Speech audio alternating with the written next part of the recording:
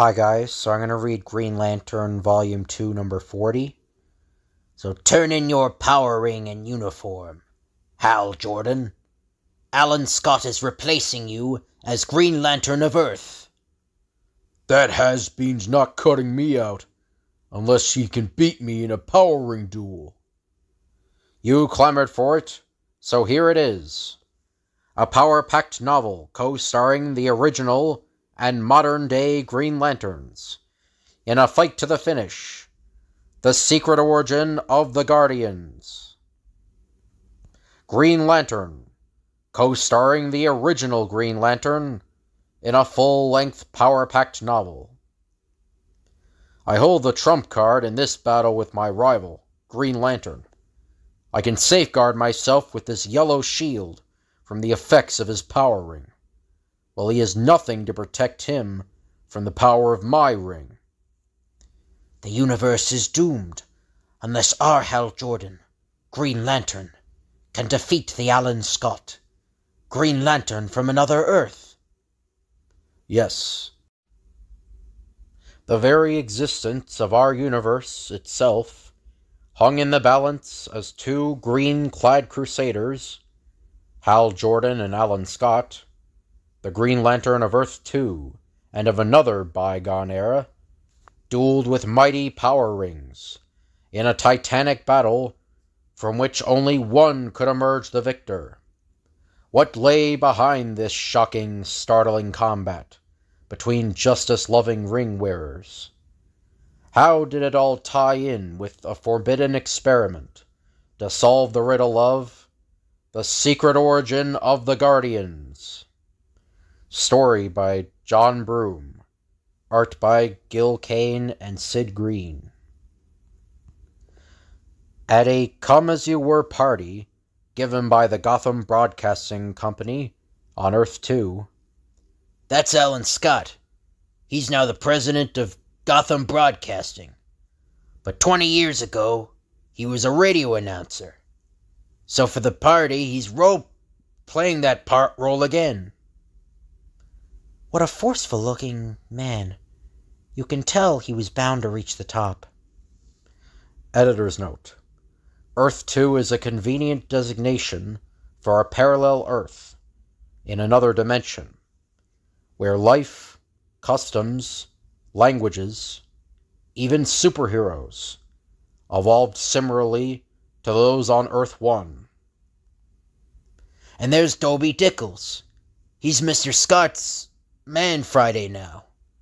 He used to be a cab driver, and to fit in with the nostalgic spirit of the occasion, he took Mr. Scott here in his famous taxi called Gertrude. How cute! As the party breaks up, Gertrude awaits yous with the voice that don't make you nervous.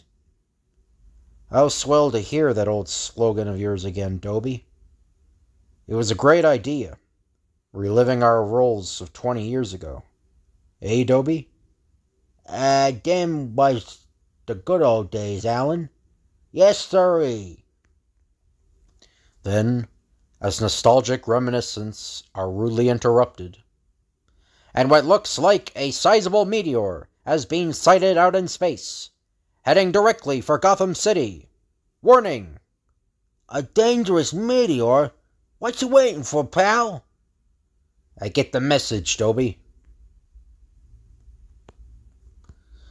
In the back of Gertrude, a swift transformation takes place. Hurry, Lantern. I think I see it coming this way. I'm all set to go. Out of that still rolling cab catapults a uniformed figure that has thrilled many a heart. There it is, streaking and very low. Got to beam my ring on it before it strikes. I'll catch up to you, GL, in case my valuable assistance is needed. Unerringly, the occult power beam meets its target, but strangely enough, it blasted right through my beam and vanished. In fact, the only crashing sound to be heard is Huh? Dobie must have been watching me, and not where he was going. He smacked into a tree. It must have been rotten. He's cracked it.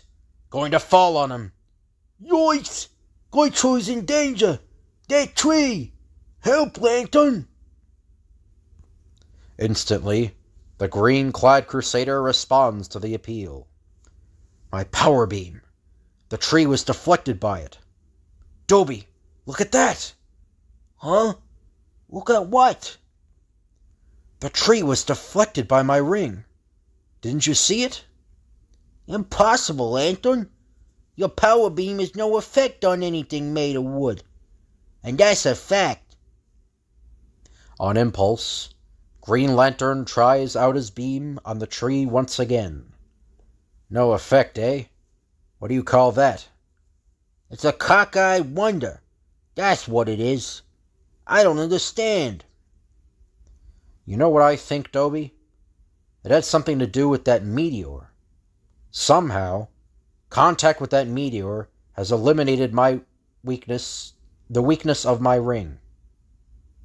It has no weakness anymore. This is too good to keep to ourselves. I've got to tell the Green Lantern of Earth-1 about this. If that meteor removed the weakness of my ring, a similar meteor, contact on his Earth, might remove the weakness of his ring. Editor's note. Due to the necessary impurities in the power battery, the Earth-1 power ring cannot affect anything colored yellow. Gee, that's mighty big of you to think right away of helping your friend, the other Green Lantern. I'm taking right off, Dobie. See you later. Soon, the Wonder Beam is cleaving the vibratory barrier between the two Earths. I always get a kick out of visiting Hal Jordan, my counterpart Green Lantern on Earth-1, but especially now when I have exciting news to tell him. In due course, at the Ferris Aircraft Company, where test pilot Hal Jordan is at work, I'm getting a mental message from Green Lantern of Earth-2. He's arrived here on our Earth and is waiting to see me just outside the company area. In a corner of the hangar, a swift change takes place, and a solemn oath is renewed. In brightest day, in blackest night, no evil shall escape my sight. Let those who worship evil's might beware my power, Green Lantern's light. Shortly nearby, a warm reunion. Good to see you again, Alan. Fine to see you, Hal. Wait till you hear the exciting news that brought me here. And as a result of that meteor, my ring now has power over wood. Watch. I'll raise that wooden crate. But then, astonishingly, I don't understand. I can't budge the crate. Can't affect it at all. Looks like I've made some kind of mistake, Hal. I was sure my ring had power over wood, but obviously it doesn't have any longer. So my visit here to try and help you is useless. I might as well go on home. No, wait, Alan. Your story has intrigued me. As Earth-1's Green Gladiator reflects thoughtfully, a meteor that comes in low, at an odd angle. Then it seems to shoot right through your power beam and disappear. And after that, your ring suddenly has power over wood, which now just as suddenly doesn't have anymore. This is a bit of a mystery. Alan, I have a suggestion. Why not get your ring to reveal to us what really happened when it contacted that meteor? It might enable us to get to the bottom of this strange occurrence. A good idea, Hal. Guess I should have thought of that myself. Under a mental command, the mystic ring responds instantly. Tell us what really happened when I tried to stop that meteor. Leave no details out. To begin with, it was not a meteor. It was really a packet of pure energy that had been created 10 billion years before. I know this because my beam contacted the disembodied mind, the extraordinary mind, in the energy packet and absorbed the contents of that mind. To explain everything fully, I must go back and reveal how that mind first became imprisoned in the energy packet. It had its origin some 10 billion years ago, at which time there dwelt on this world a race different from humans, who called themselves Owens. They were immortal, never needed sleep or rest. They strode the planet like giants. Their tremendous natural powers they evinced often at the earliest age. Look! My child can already lift a great boulder by mental force. Very good indeed. My son could not do that until he was twice as old.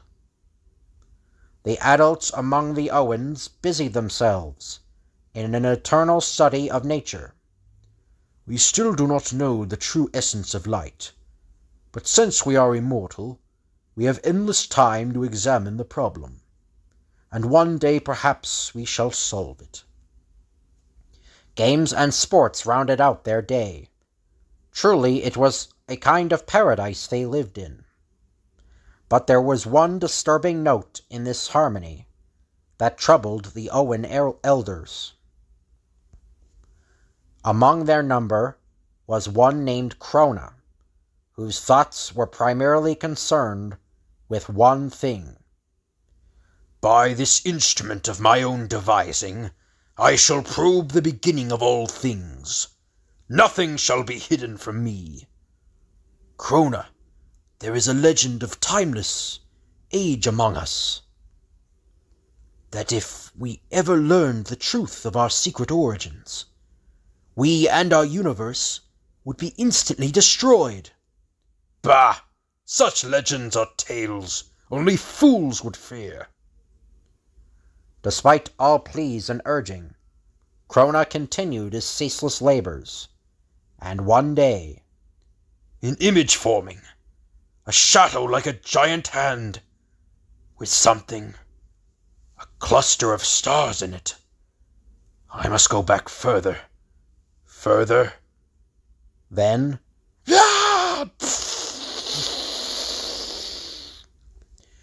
the terrible cosmic lightning bolt splintered the machine. It would have destroyed Krona too, had he not been immortal. But from that moment on, evil was loosed on the universe. It swiftly spread from world to world, where intelligent creatures lived who had not the gift of immortality like the Owens. Kill! Brother killed brother. Hatred and violence grew, flourished, and the Owens, by their super mentality, knew it had all been caused by Krona's insatiable ambition. Once again, they went to him and appealed to him, and once again he spurned them. I will never cease searching to learn our origins. You cannot punish me. I am immortal. There are ways to stop you, Krona. With their unlimited powers, they seized Krona and reduced him to a disembodied state in a prison of energy. Through endless time, Krona will circle through all universes. Never more will his ambition plague us. They then set about trying to stem the tide of evil unleashed by their ambitious fellow Owen. We shall become the guardians of our universe. Wherever wickedness arises, we will combat it and protect justice. To aid them, they created assistants called Green Lanterns in various sectors of space. Ki Nilg, Here is your power battery, and your power ring. Use them well. Also, they took care of one other matter at this period.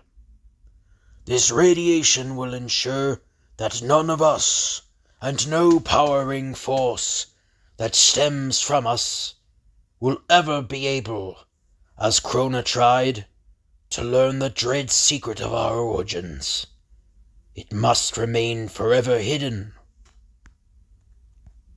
As the eons passed, the Owens evolved, as a form of aging, into the Guardians, as you know them now, still battling evil and aiding all creatures of goodwill.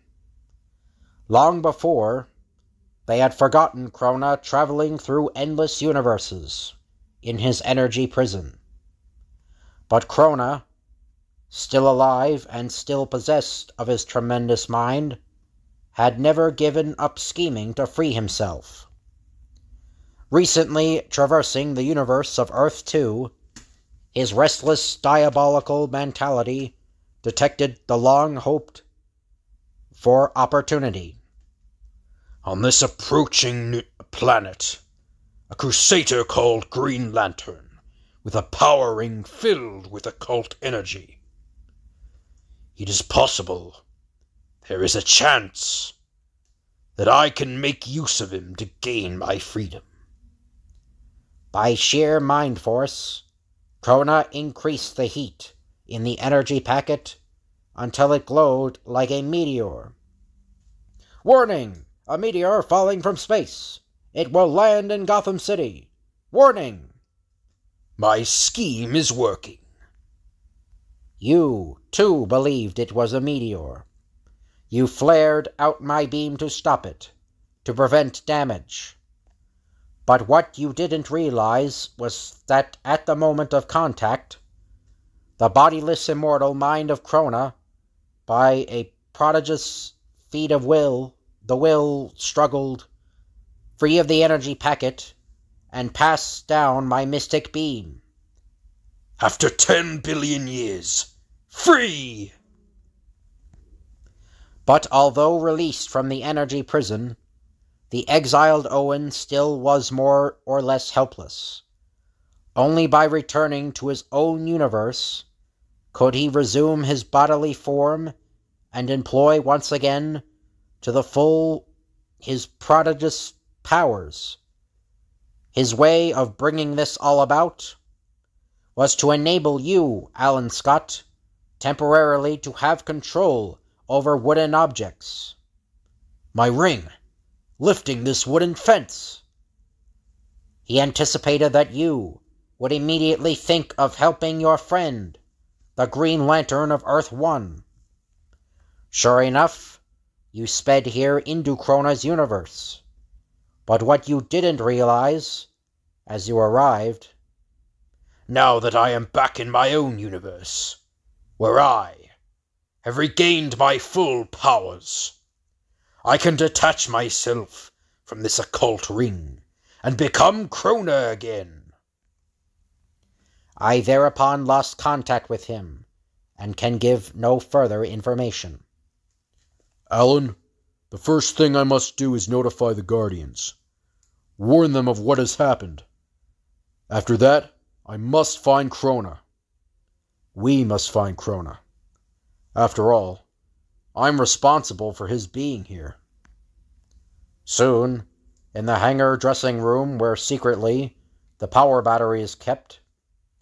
I've contacted the Guardians. Huh? Yes, we already know what you want to tell us, Green Lantern. We too listened in on the account of your friend's ring.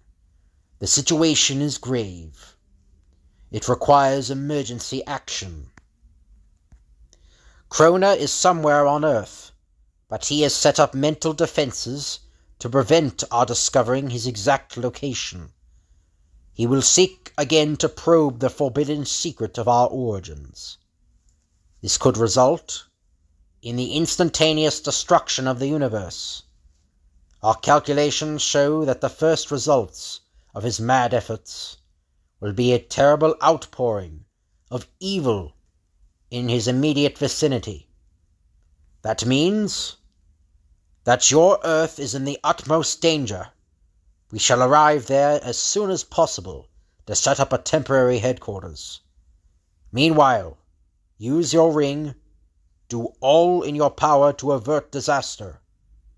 I understand. We understand, Hal. We're together in this. Come what may. Secret Origin of the Guardians, Part 2. Wrecked by invisible waves of evil, spreading from Krona's presence on Earth. 1. The planet itself goes berserk, seeking in fury and hatred to destroy the humanity that has spawned on its surface.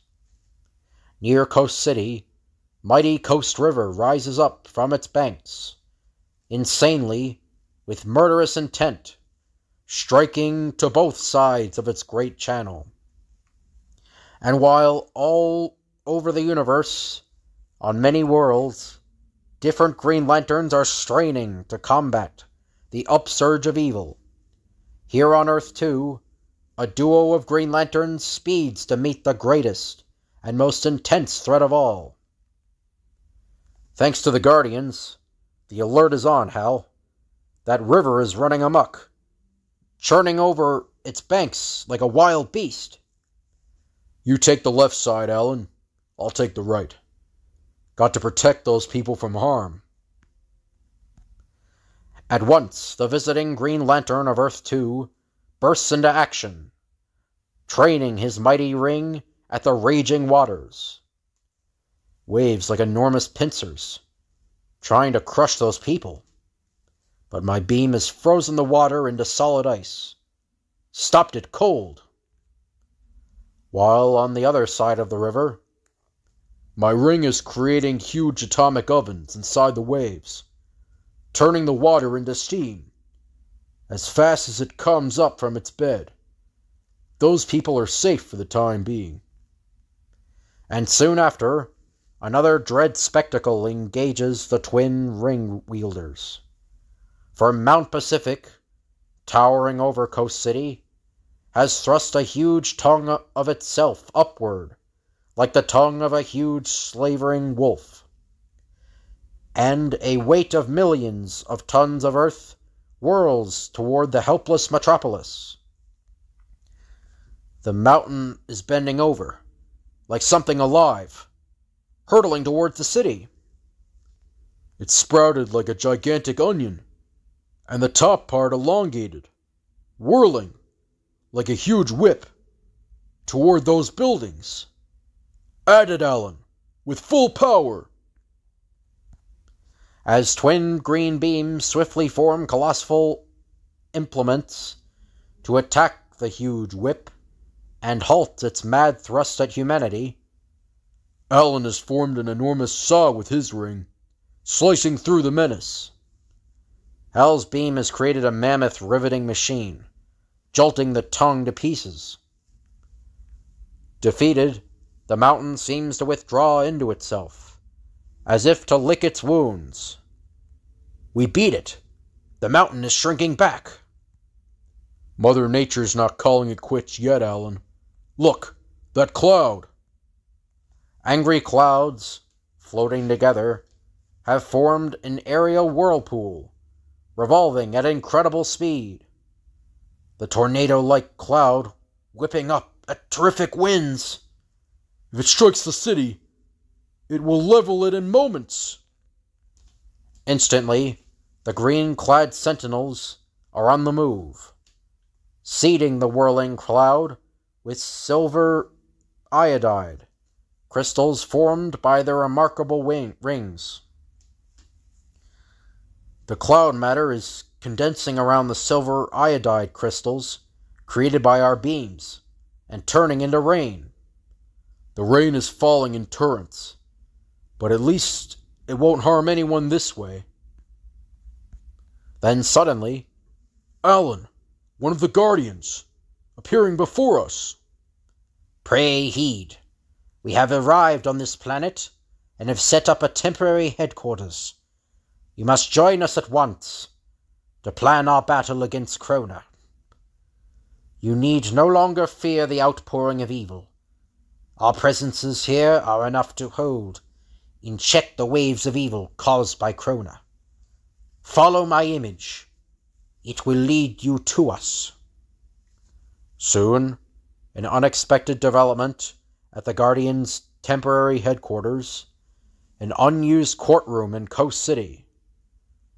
"Turn in your power ring and uniform, Hal Jordan. Alan Scott is replacing you as Green Lantern of Earth." "What? I've done everything you would ever ask me. I never shirked a duty. I've suffered and fought. And now you suddenly take away my status as Green Lantern and give it to Alan Scott? Why? Why? Why?" Secret Origin of the Guardians, Part 3. Hal Jordan disposed as Green Lantern. What could account for this shocking switch on the part of the Guardians? To understand, let us once again turn back the clock a short while to the incredible Krona, black sheep of the immortal Owen race, intent on his revenge against his fellow Owens, now known as the Guardians, in a cave outside Coast City, where he has set up a fantastic workshop. "Yes, this time I shall discover the secret origin of the Owens, without fail. But just in case the ancient legend is true, that my probing could indeed cause the total destruction of the universe, I've made certain plans to ensure my safety when the cataclysm occurs. But first, my mental defenses have already warned me that my enemies, the so-called Guardians, are now here on this planet. To carry out my scheme, I must enter their company, without their suspecting my identity." Using his stupendous mental control over matter, the renegade Owen reduced himself once more to an energy state, and it was easy enough to locate these two Green Lanterns by tuning in on the special vibrations given off by their power beams. Then, at blinding speed, invisibly, a startling event occurred. "I'm taking over the body of the one called Alan Scott. I have urgent need for his body. At the same time, I'm ejecting his mind, for which I have no need." Thus Krona gained his initial objective, close proximity to the Guardians, without arousing their suspicions. "From this short distance, I am able to cast an unbreakable spell over the Guardians. From now on, they'll do what I mentally command them." Thus, it was under the evil Owen's sinister influence that the protectors of the universe issued their startling order. "Turn in your power ring and uniform, Hal Jordan. Alan Scott is replacing you as Green Lantern of Earth." "What?" But now, to pick up our narrative again, from the point where we left it.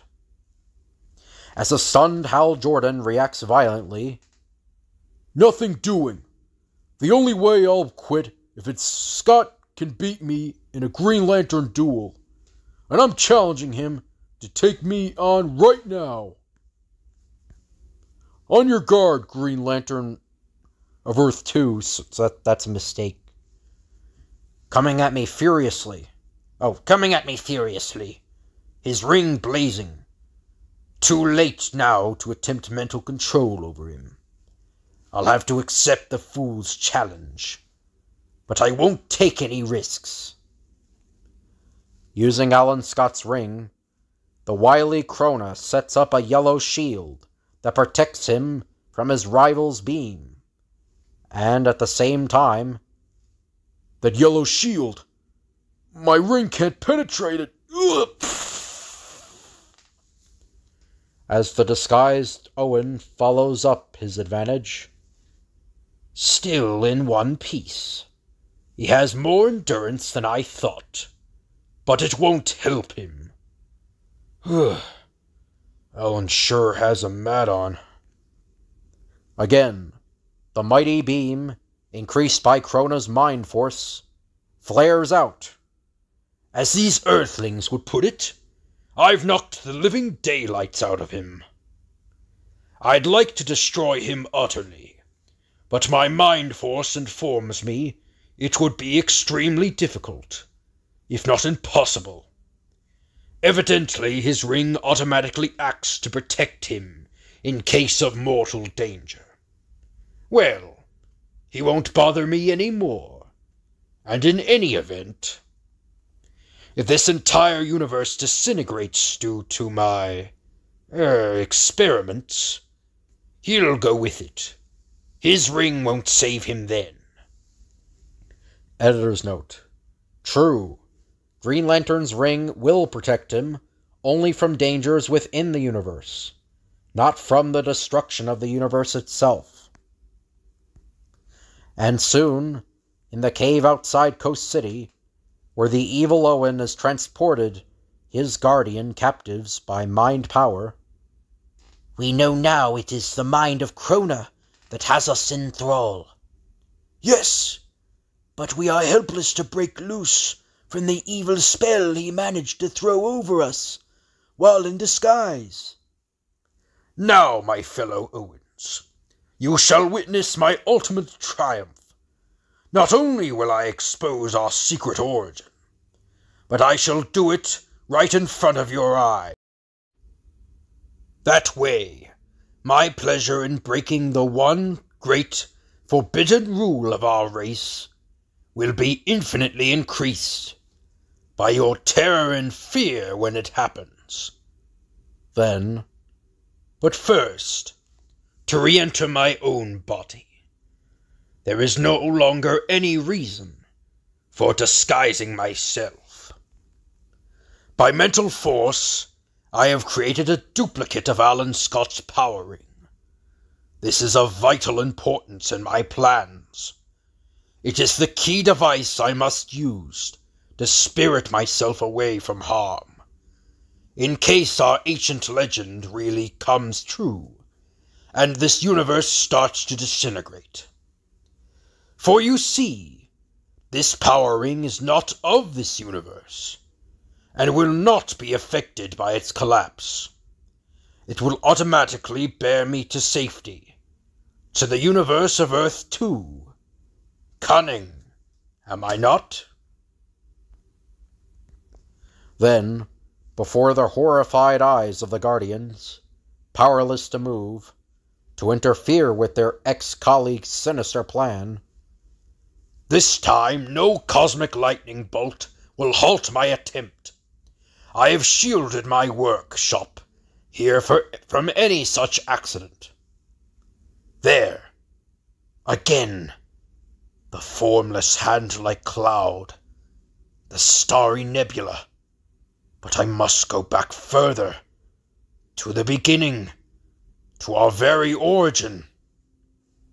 Meanwhile, Hal, wake up. You must listen to me. Alan Scott, contacting me telepathically. Questingly, the power beam flares out, and... Alan! Krona took over my body. And he's taken control of the Guardians, too. I've been searching for you. Listen, there's hardly any time left. As the bodiless hero reveals to his comrade in arms the duplicity of Krona and all that has occurred. I know all this, Hal, because this disembodied state, my mind is, why, telepathic powers. You must stop Krona. Alan's warning, giving me strength to carry on the fight against Krona.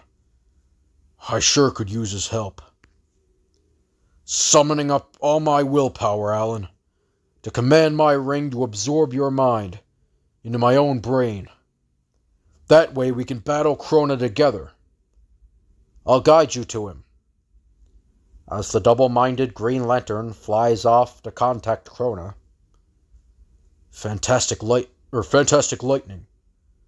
The sky growing dark. Hurry! Doomsday is almost upon us. As the timely arrival interrupts the evil Owen's hour of triumph. In another moment, I'll know the secret. Huh? That Green Lantern again. Blundering in on me. At him, Hal. Here goes, Alan. Bah! It is almost too easy to defeat him. A mere matter of instantly erecting a yellow barrier before me that his power beam cannot pierce. While at the same instant, I shoot a burst of this ring's overwhelming power at him. Ugh. Our plan's working. To his stunned amazement, things don't go quite according to plan for Krona. We've sent him reeling. Press on, Hal. Don't give him much time to recover. How can I miss, with Alan rooting me on? But even though stricken, the evil Owen is still plenty dangerous. A cosmic lightning bolt will flatten him. Something coming from his mind, with tremendous powers. Again, the grim gladiator is hurled backward. Hal! Hal! Relax, pal. He hasn't won yet. Listen. When I give the signal, add your willpower to mine. Give it all you've got. Then, as the steel-like strength of will of both heroes combines with shattering effect against their foe, we've knocked him down, weakened him, dazed him. At that instant, with Krona's concentration broken, his omnipotent enemies, the Guardians, burst loose from thrall. First we destroy the diabolical device, the threatened or forbidden secret. Then we will deal with you, Krona. I'm weak in your power, but I still defy you. Your defiance cannot help you now. Shortly, we have once again reduced Krona to an energy form, but this time we have sent him off on an orbit that will never intersect any planet or star. Never again will he be able to free himself, or threaten any universe. Later, after the Guardians have returned to Oa, and Green Lantern's ring has replaced Alan Scott's mind in his own body, the idea of switching power rings, so that I had on the ring from your body instead of my own, was an inspiration, Hal, or Alan.